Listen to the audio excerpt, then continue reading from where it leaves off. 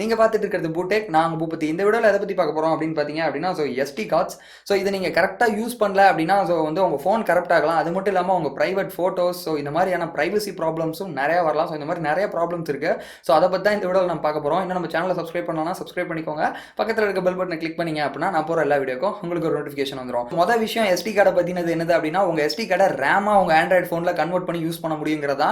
அப்படி ஒன்று கிடையவே கிடையாதுங்க. ப்ராக்டிக்கலா அது சாத்தியமே கிடையாது. ஃபர்ஸ்ட் எதனாலங்கிறது சொல்லிடுறேன். எஸ்டி கார்டுங்கிறது பார்த்தீங்க அப்படின்னா, கம்பேர் டு உங்க ஃபோனில் யூஸ் பண்ணியிருக்க ரேமோட கம்பேர் பண்ணக்குள்ள ஸ்பீட் வைஸில் ரொம்பவே கம்மி. அது மட்டும் இல்லாமல் ரொம்பவே சீப். இப்போ எக்ஸாம்பிளுக்கு அதில் யூஸ் பண்ணியிருக்கிறதெல்லாம் பார்த்தீங்கன்னா, நம்ம ஃபோன்ஸில் வந்து எல்டிடிஆர் ரேம், அதாவது எல்டிடிஆர் 1, 2, 3 இந்த மாதிரி வெர்ஷன்ஸ் யூஸ் பண்ணுவாங்க. அதோட இதை கம்பேர் பண்ணக்குள்ள எந்த விதத்துலையுமே இதை நீங்கள் கம்பேர் பண்ண முடியாது. ஆக்சுவலி பார்த்தீங்கன்னா, பிளே ஸ்டோரில் நிறைய அப்ளிகேஷன்ஸ் இருக்குது, ரேம் எக்ஸ்டெண்டர்னு சொல்லிட்டு. அந்த அப்ளிகேஷன்ஸ்லாம் என்ன பண்ணும் அப்படின்னு பார்த்தீங்கன்னா, அதாவது உங்கள் எஸ்டி கார்டில் இருக்க ஸ்டோரேஜ் வந்து ரேம் அதிகப்படுத்தின மாதிரி சாஃப்ட்வேர் மூலியமாக விஷுவலாக உங்களுக்கு காட்டும். பட் ப்ராக்டிக்கலாக அது என்ன பண்ணிட்டு இருக்கு அப்படின்னா, பேக்ரவுண்டில் ரன் ஆகிட்டே இருக்கும் உங்கள் ஃபோனில். உங்களுக்கு வந்து அதிகமாக ரேம் இருக்க மாதிரி இதோட ஸ்டோரேஜ் எடுத்து அங்கே வச்ச மாதிரி காட்டும். அதனால வந்துட்டு உங்கள் ஃபோனோட ரியல் ரேமில் நிறைய மெமரியை பார்த்தீங்க அப்படின்னா அந்த அப்ளிகேஷன் ரன் ஆகிறதுக்கே பிடிச்சிக்கும். ப்ராக்டிக்கலாக அது என்ன நடக்கும் அப்படின்னா, ஏற்கனவே இருக்கிறதோட உங்கள் ஃபோன் வந்து இன்னும் ஸ்லோ தான் ஆகும். பேருக்கு வேணால் 10 GB ரேம் ஐயோ நான் இன்க்ரீஸ் பண்ணுறேன்னு சொல்லலாம்.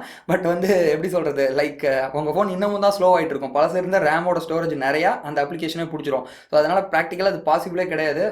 அதனால் எஸ்டி கார்டுக்கும் ரேமுக்கும் இட்ஸ் நெவர் ஹேப்பன்.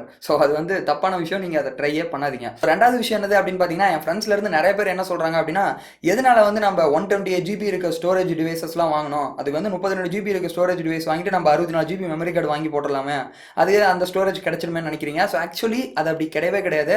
உங்கள் ஃபோனோட இன்டர்னல் ஸ்டோரேஜும் எஸ்டி கார்டுக்கும் ஏணி வச்சாலும் எட்டாது அப்படின்னு சொல்லுவாங்களா. அந்த கதை தான். அது என்ன அப்படிங்கிறது சொல்கிறேன். எப்பயுமே எஸ்டி கார்ட்ஸோட ரேட் பார்த்தீங்கன்னா சீப். அது மட்டும் இல்லாமல் அதோட ரீட் அண்ட் ரைட் ஸ்பீடு நீங்கள் எப்படி பார்த்தீங்கன்னாலுமே ஒரு 100 MB தான் இருக்கும். அதுவே வந்து இப்போ லேட்டஸ்ட்டாக வந்திருக்க இன்டர்னல் ஸ்டோரேஜ் UFS 2.1 டெக்னாலஜி பார்த்தீங்கன்னா 1+6 கொடுத்துருந்தாங்க.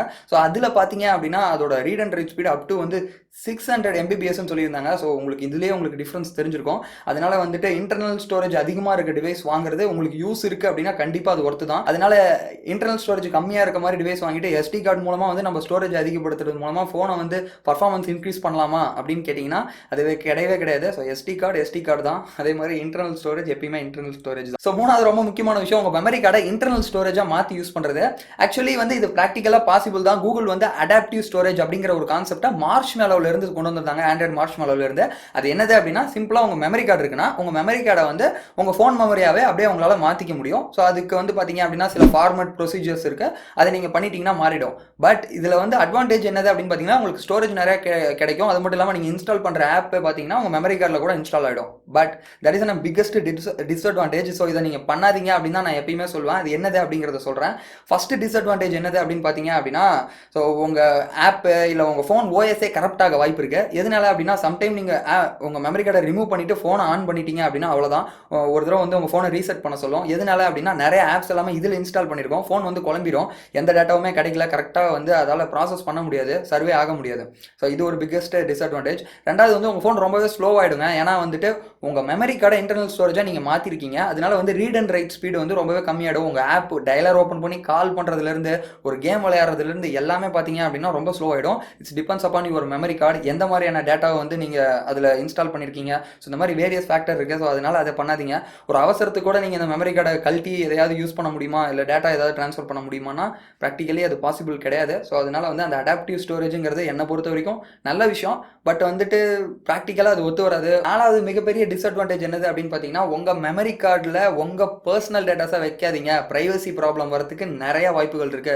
எக்ஸாம்பிளுக்கு அது என்ன ஃபோட்டோஸாக வேணா இருக்கலாம், நீங்கள் வெளியே தெரியக்கூடாது, எனக்குன்னு அது பர்சனலான ஃபோட்டோஸ், அது ஃபோட்டோ வீடியோ என்னவோ வேணா இருக்கலாம் அப்படின்னு நினச்சிங்கன்னா அந்த மெமரி கார்டில் வைக்கக்குள்ள ஈஸியாக வந்து உங்களால் இன்னொருத்தவங்களால் ஆக்சஸ் பண்ணிட முடியும். ஜஸ்ட் வந்து உங்கள் மெமரி கார்டை ரிமூவ் பண்ணி அவங்க ஃபோனில் போடுறனாலையோ இல்லை கம்ப்யூட்டரில் போடுறனாலையோ இதாகலாம். இது மட்டும் இல்லாமல் நம்ம படத்தில் கூட பார்த்துருப்போம்ல, ட்ரெயினில் வந்து அந்த யாராவது வெளியே இருந்து இப்படி ஃபோனை தட்டி விட்டு எடுத்துகிட்டு போகிறது. ஆக்சுவலி இது ப்ராக்டிக்கலாக நடக்குமா பிரதர்னா, பர்சனலாக என் ஃப்ரெண்ட்ஸ்க்குலாம் நடந்திருக்குங்க. சீரியஸாக அப்படிப்பட்டவங்களாம் இருக்காங்க. அப்படி இருக்கக்குள்ள என்ன நடக்கும்னா, அவங்க பண்ற வேலை எப்படி உங்க போனுக்கு நீங்க பேட்டர்ன் போட்டிருப்பீங்க. அதனால வந்து உங்க போன்ல இருந்து டேட்டாவை அவங்களால காப்பி பண்ண முடியாது. ஜஸ்ட் மெமரி கார்டு இருந்தது அப்படின்னா அதை அவங்க சிஸ்டத்தில் போட்டு என்ன விஷயம் இருக்கு அதை முடிஞ்ச அளவுக்கு எப்படி அவங்களால அதை யூஸ் பண்ணிக்க முடியும் அப்படின்னு தான் பார்ப்பாங்க. அதனால உங்களுக்கு ரொம்ப பர்சனலான டீடைல்ஸ் வெளியே யாருக்கும் தெரியக்கூடாது. இந்த போட்டோஸ் எனக்குன்னு அது ஒரு பர்சனல் அப்படின்னு நினைச்சீங்கன்னா முடிஞ்ச அளவுக்கு அது உங்களோட போனோட இன்டர்னல் ஸ்டோரேஜில் வைங்க. எஸ்டி கார்ட்ஸை நம்பாதீங்க. அது மட்டும் இல்லாமல் எஸ்டி கார்ட்ஸ் கரப்ட் ஆகிறதுக்கு ரொம்ப நிறைய வாய்ப்புகள் இருக்கு. ப்ராக்டிக்கலாக ரீசெண்டாகவும் அது அப்படி நிறைய நடந்திருக்கு. ஏன்னா இது ரொம்ப சின்ன ஸ்டோரேஜ், ரைட்? மெமரி கார்டில் வந்து ஜஸ்ட் வந்து அது ஸ்டோரேஜ் ஆகிறதே செக்டாராக தான் ஆகும். ஸோ ஏதாவது ஒன்று டேமேஜ் ஆயிடுச்சுன்னா அந்த மெமரி கார்டே டேமேஜ் ஆகிடும். உள்ள இருக்க டேட்டாவை வந்து ரெக்கவரி பண்ணாமல் முடியாமல் கூட நம்மளால போகலாம். அது மட்டும் இல்லாமல் இந்த மாதிரி வந்து எடுக்கிறாங்க பார்த்தீங்களா, ஸோ அவங்க வந்து அந்த ஃபார்மேட்டே நீங்கள் உங்கள் மெமரி கார்டை பண்ணியிருந்தாலும் நிறைய ரெக்கவரி சாஃப்ட்வேர்ஸ் இருக்குது. அதனால நீங்கள் டெலிட் பண்ண ஃபைலை பிசிறு தட்டாமல் அப்படியே அவங்களால எடுத்து பார்க்க முடியும். அதனால வந்து ஏதாவது ரொம்ப பர்சனலான டேட்டாஸ் இருக்குது அப்படின்னா முடிஞ்ச அளவுக்கு மெமரி கார்ட்ஸில் வைக்காதீங்க, உங்களோட இன்டர்னல் ஸ்டோரேஜ் வைங்க. ஸோ நானுமே இப்போ பார்த்தீங்கன்னா மெமரி கார்டை யூஸ் பண்ணுறதில்ல, இந்த ஃபோனோட இன்டர்னல் ஸ்டோரேஜ் தான் யூஸ் பண்ணிட்டு இருக்கேன். அது மட்டும் இல்லாமல் பார்த்தீங்கன்னா உங்கள் ஃபோனில் என்கிரிப்ஷனுங்கிறது ஒன்று இருக்கும். இப்போ எக்ஸாம்பிள் பார்த்தீங்கன்னா நிறைய ஃபோன்ஸில் உங்கள் செட்டிங்ஸில் போய் பார்க்கல என்கிரிப்ஷனுங்கிற ஒரு ஆப்ஷன் இருக்கும். அதை ஆன் பண்ணிட்டீங்கன்னா உங்கள் ஃபோனை என்கிரிப்ட் ஆகிடும். அதாவது அந்த பாஸ்வேர்டு போட்டால் மட்டும்தான் அது டீக்ரிப்டே பண்ண முடியும், அங்கே இருக்க டேட்டாவே அவங்களால ஆக்சஸ் பண்ண முடியும். பட் மெமரி கார்ட்ஸுக்கு அப்படி கிடையாது. சில சாஃப்ட்வேர்ஸ்லாம் வச்சு கம்ப்யூட்டரில் பண்ணலாம். ஆக்சுவலி பார்த்தீங்கன்னா அது தலையை சுற்றுற வேலை. அது மட்டும் இல்லாமல் அது ரொம்பவே உங்கள் மெமரி கார்டில் இருக்க டேட்டாவை ஆக்சஸ் பண்ணுறது ஸ்லோ ஆகிடும் ஒன்று. இன்னொன்று என்னென்னு பார்த்தீங்கன்னா ஹை எண்ட் மொபைல்ஸ்லாம் அந்த ஆப்ஷன்ஸ் கொடுக்குறாங்க. இப்போ சாம்சங் நோட் 9லாம் பார்த்தீங்கன்னா SD கார்ட்ஸ் அலோவ் பண்ணாங்க.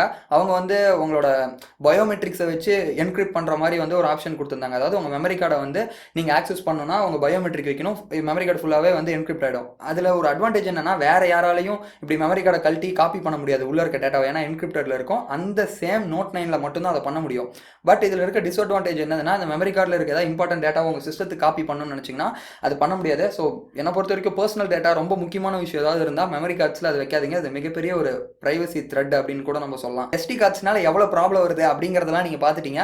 ஸோ இப்போ ரொம்ப முக்கியமான விஷயத்துக்கு வரேன். ஸோ SD கார்டே உங்களை நான் யூஸ் பண்ண வேணாம்னு சொல்ல. ஸோ பர்சனலாக வந்து இது ஒரு நல்ல கண்டுபிடிப்பு அப்படின்னு சொல்லலாம். சின்ன ஒரு விஷயத்தில் கிட்டத்தட்ட பார்த்தீங்க அப்படின்னா 512 GB வரைக்கும் இப்போல்லாம் உங்களால் மைக்ரோ SD கார்ட்லேயே அந்த அளவுக்குலாம் வந்து இனோவேட்டாக கண்டுபிடிச்சிட்டாங்க.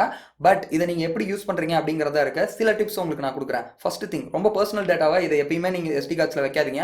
அதே மாதிரி SD கார்ட்ஸை வெளியே யார்ட்டையாவது கொடுக்குறீங்க, இல்லை ஏதாவது ஒரு ஃபோன் கடையில் ஃபோன் ரிப்பேர் கொடுக்குறீங்க அப்படின்னா SD கார்ட்ஸை வந்து நான் சொல்கிற மாதிரி ஃபார்மேட் பண்ணுங்கள், நார்மல் ஃபார்மேட் பண்ணாதீங்க. இதுக்கு பார்த்தீங்க அப்படின்னா ஸ்பெசிஃபிக்காக கம்ப்யூட்டரில் வந்து ஒரு அப்ளிகேஷன் இருக்குது, அது பேர் பார்த்தீங்க அப்படின்னா ஃபைல் ஷேடர் அப்படின்னு சொல்லுவாங்க.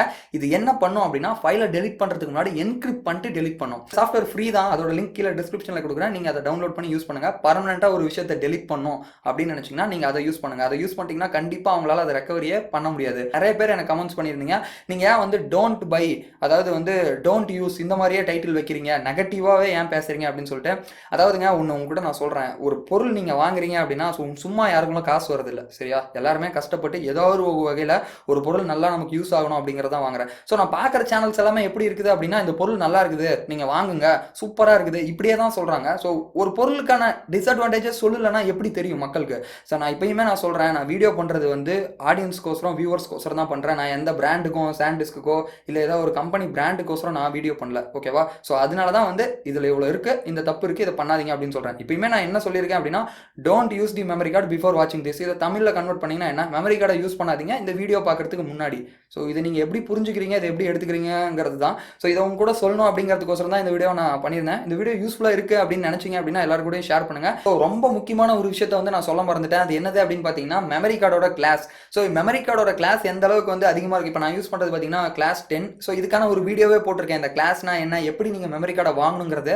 ஸோ அதை பார்த்தீங்கன்னா உங்களுக்கு மெமரி கார்டு வாங்குறதுக்கு ஒரு நல்ல ஐடியா கிடைக்கும். இன்னும் பார்க்கலன்னா மேலே ஐ பட்டன் கொடுக்குறேன், செக் பண்ணி பாருங்க. ஸோ ஆக்சுவலி இந்த வீடியோ வந்து உங்களுக்கு யூஸ்ஃபுல்லாக இருந்திருக்கும்னு நினைக்கிறேன். ஸோ இன்னும் ரொம்ப முக்கியமான விஷயம், இந்த மாதிரி மெமரி கார்ட்ஸ் வந்து எதுவும் ஆகக்கூடாது, ரொம்ப முக்கியமான டேட்டா உங்ககிட்ட இருக்கணும் அப்படின்னு நினச்சிங்க அப்படின்னா கீழே பார்த்தீங்கன்னா ஒரு ரெட் கலர் சப்ஸ்கிரைப் பட்டன் இருக்கும். ஸோ ஜஸ்ட் இப்படி கிளிக் பண்ணீங்க அப்படின்னா அது ஒயிட்டாக மாறும். பக்கத்தில் இருக்க பெல் பட்டனையும் நீங்கள் கிளிக் பண்ணிக்கலாம். ஸோ ஆல்ரெடி பண்ணியிருந்தால் ஒன்றும் பண்ண தேவையில்ல, அப்படியே விட்டுருங்க. ஏன்னா அப்போ தான் வந்து இந்த மாதிரி நான் போடுற வீடியோலாம் உங்களுக்கு ஒரு நோட்டிஃபிகேஷன் வந்துடும். ஸோ லிட்டரலி என்ன சொல்கிறேன்னா சப்ஸ்கிரைப் பண்ணிவிடுங்க. ஸோ அதான் சொல்கிறேன். So that's all guys. இந்த வீடியோ பிடிச்சிருந்தது அப்படின்னா ஒரு லைக் கொடுங்க. ஸோ இந்த வீடியோ பற்றின ஏதாவது ஒரு கருத்துக்கள் இருந்தால் தாராளமாக கீழே கமெண்ட் பாக்ஸில் கமெண்ட் பண்ணுங்கள். தேங்க்யூ ஃபார் வாட்சிங் தி வீடியோ.